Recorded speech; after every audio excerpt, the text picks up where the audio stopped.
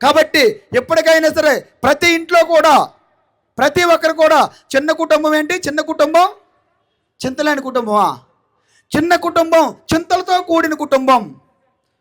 ఉమ్మడి కుటుంబం ఉన్నత కుటుంబం. మీరు మార్చుకోవాలి. ఎప్పుడో ఎవడో చెప్పాడు ఒకటే వద్దు, ఒకటే ముద్దు, రెండోది వద్దు. ఇలాంటి భ్రమలో బతికిపోయాం మనం. కాబట్టి చిన్న కుటుంబం చింతల్లో ఉన్న కుటుంబం, ఉమ్మడి కుటుంబం ఉన్నతమైన కుటుంబం. కాబట్టి ఎప్పుడైతే మనలో ఉమ్మడి కుటుంబం ఉంటుందో అప్పుడే మన బిడ్డలకి ఒక కౌన్సిలింగ్ ఉంటుంది, ఒక అనుభవాలు చెప్తారు. అందువలన ప్రతి ఒక్కరూ ఇక నుంచి మనం ప్రోత్సహించాలి. మినిమం 4 పిల్లలకు కనాలి, 4 పిల్లలు ఉండాలి. రామలక్ష్మణ భరత శత్రుఘ్నులాగా. ఇంకా అవసరమైతే 5 ఉండాలి, పంచపాండవులుగా. మీలో ప్రతి ఇంటి నుంచి ఒక బిడ్డని ఆర్ఎస్ఎస్ శాఖ పంపించగలరా? చేయెత్తండి పైకి. ఊరికి ఆర్ఎస్ఎస్ గురించి పొగడ్డం కాదు. ఎంతమంది బిడ్డలు ఒక్కొక్క బిడ్డకి ఆర్ఎస్ఎస్ శాఖ పంపిస్తామని చెప్పండి. ఎంతమంది చెప్పండి? ఒక్కొక్క బిడ్డని ఆశ్రమాలకు పంపిస్తామని చెప్పండి. ఒక శివాజీ కావాలి, ఒక వివేకానంద కావాలి, ఒక శ్రీరాముడు కావాలి.